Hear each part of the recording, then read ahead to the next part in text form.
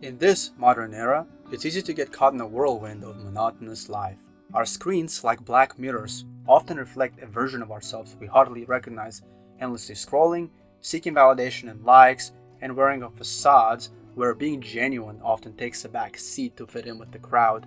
We don fake smiles, playing roles that may not truly reflect who we are, too afraid to speak what's on our mind because perception has become reality. This daily quote-unquote get by can leave us feeling sedated, almost motoric, as we go through the motions without truly savoring the process.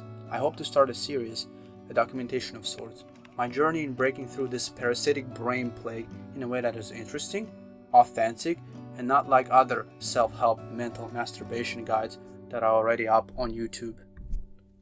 In this episode, I'm trying a bit of a brain tune-up trip. The plan is to hit the road, car camping across the scenic expanses of Texas, and reconnect with my thoughts through the aid of nature. The starting point was Austin, Texas, as you saw, a city I don't personally call home, but one that's the gateway to picturesque hill country nestled between Austin and San Antonio. This gem of a spot came up to me in conversations with passengers back when I was moonlighting as an Uber driver to make ends meet. Accompanied by a friend, we're setting off on this journey with minimal internet research, almost blind if you will. My hope was to recalibrate my very overstimulated mind. And let me tell you, finding a place to camp in Texas is very, very difficult. Everything requires an advanced reservation online, stripping away that joy of spontaneity or spontaneity. Apologize. Anyways, we did check out a few beautiful landscapes as you can see, but had no luck finding an empty, campable spot. I even asked the cop for help, but no luck. Up until eventually, following the locals' recommendation, we drove towards Gruin Hole. Fortunately, we stumbled upon a fishing campground as you can see late at night. Thanks to Google Maps, there was no gate, so we just pulled in, found a great spot, made this beautiful, delicious dinner, set up the car, and called it a night.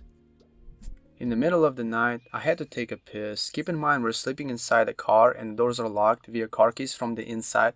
I opened the car door only to trigger the car's alarm because of the security features. The sudden noise pissed off the campers around us. Finding my car keys took some time to silence that stupid beeping noise. I felt so bad. In the morning, I definitely got some dirty looks. Oh, one thing I learned pretty quick is that you need some sort of airflow when sleeping inside a car that is locked. I had to crack a window open so I don't feel like I'm suffocating. So the problem last night is you can see the car is kind of parked like that instead of being straight. So if the way when you put the seats down, you're already sleeping like that, and when the car parked like that, you're sleeping like that. So my neck is in so much pain. First time sleeping in a car was very uncomfortable, but that just added to the charm. I did not get much sleep that night, but for some reason when I woke up I felt alert and ready to rock and roll. Here's the footage of our campsite. It's pretty amazing, although I wish the sun had shown up just a little bit more. Unfortunately, I don't have the footage of a full car camping setup, but hopefully you get a gist of it from this clip. We've got a slick pre-built kitchen drawer and a compact generator, all snug beside the mattress. Overall, for one night experience, it was worth it, I'd say. There's some suffering and discomfort, but something about this experience seemed to have a temporary reset effect on the brain. It's likely to the interplay of dopamine and the cholinergic system. Blah blah blah, scientific boring, but I bet Andrew Huberman has hours of content on his channel about this. By the way, his podcasts are amazing. I think this one is corny and she doesn't want it. Here's a bit of a close-up of the aforementioned car kitchen. We ended up attempting to make some coffee, but honestly, it tasted awful. So a bit hangry, we set out towards San Antonio to grab some brunch. The traffic was bad, so it ended up being a late lunch at an overpriced restaurant on a river walk. Don't recommend the food there. Anyways, next you will see as the video plays out, we will be heading farther towards south and Corpus Christi, South Padre Island, etc. So we visited my parents because they live down there and slept on a comfortable bed for the rest of the trip. Sleeping in a car, I would recommend it once in a while, but it's a good humbling experience. This car camping situation was just a temporary escape, a band-aid solution if you will. It's like watching a motivational video, feeling inspired for about 20 minutes and then slipping back into your old habits. Spoiler alert, This trip did not help me solve the root cause of my lethargic problem, go figure. There's definitely something larger at play. It's like a snowball effect. Once it starts rolling downhill, it's hard to stop from growing. I know you heard this 1,000 times. I'm not gonna call it a combination of buzzwords such as depression, PTSD, or ADHD, whatever. I think it's a lot more complex. To give you a bit of a background, I am a student veteran with no interest in school and objectively failing some of my classes. My days have become this blur of monotonous, grayish zoom-through sessions. I grew up in an orphanage, a world far apart from my current life in the USA. Now, bear with me, I'm not trying to ask for pity, but I also hope that I don't sound too cringe in these descriptions that are coming up. Anyways, in the orphanage, life was a daily battle marked by skirmishes for food and a place to belong. Each confrontation left its mark, a subtle echo of resilience tinged with the shadow of trauma. Oh, poetic, huh? But basically, in our little squad that was placed based on our age group, instead of assigning ourselves names, we assign numbers based on how well you fight or how many kids you beat up. Add in the fact that hunger was a sort of relentless reality, and you sharply contrast that with the abundance I later encountered in America.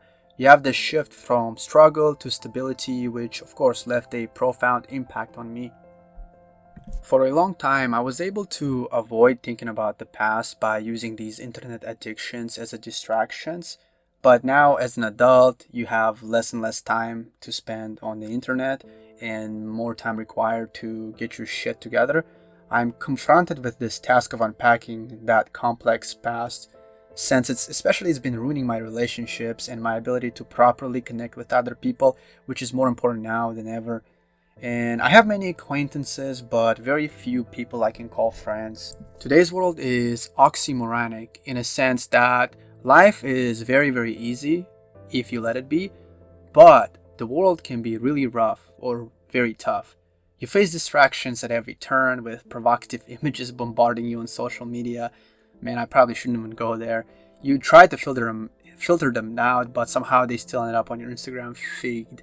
In this video, I'll provide a surface level, relatable description of what's going on in my mind and how I plan to address it. As this series progresses, it's going to get more personal and hopefully interesting. I'll be covering a wide range of topics including diet, workout plans, religion, this dopamine detox, porn, drugs, various chemicals like amphetamines, Adderall, nicotine, supplements like alpha GPC, women, and the dreaded orphan childhood that has been sort of locked up inside of me, begging to be released. Things might get a bit worse before we see any semblance of light at the end of the tunnel. My plan is not to make this a self-help series / channel. I just want to authentically connect with you guys and become proficient at telling exciting stories. I come from a different background, so I hope to offer different perspectives. Also, for the record, I don't want to play a victim or seek empathy. I'm very fortunate. I was adopted by a beautiful American family. I escaped the clutches of developing country. Now I also have a roof over my head, a loving family. I never have to go hungry thanks to credit cards. I have no right to complain, basically. I want an outlet to document my mental and emotional journey. Ooh. As men, we often have no one to talk to. Expressing emotions in front of a woman can be seen as weakness in this culture. Dude, if you cry in front of a woman, you know 100% she will eventually distance herself from you. Talking to other men also does not feel right either. I'm going to put down the script for a sec and intervene. First of all, I really appreciate you if you're still listening to me and paying attention this far. I apologize. The first half of the video was sounding a bit robotic, and to come clean, it was a bit robotic because I used some chat GPT, looking up some synonyms, writing down the script, and honestly, the script took forever to kind of put together, but now reading it, it sounds like a try-hard essay, and the whole point of this was supposed to be me coming clean, being authentic, because if you look at all the content, it's already AI generated and it's boring, and you're probably tired of all that. Moving forward, the more scientific journals as well as books that I read, it will hopefully teach me to narrow down my thought process and come up with ideas that are somewhat original and are also good takeaways.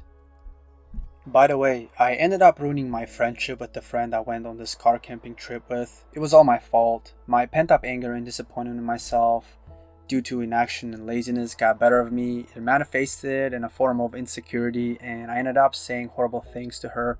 A lot of us will argue men and women cannot be friends, and there's a lot of validity in that statement. We all long for more of a personal connection. Losing her definitely left a heartbreak like effect on me. We'll delve deeper on this topic as the series progresses. The point of this video was to make a brief announcement of what's to come. I will definitely see you guys on the next episode where I already pre-recorded it. I'll be in Central Asia helping out post-orphan and orphan kids, and we'll share some of my past experiences from the orphanage days. You all take care.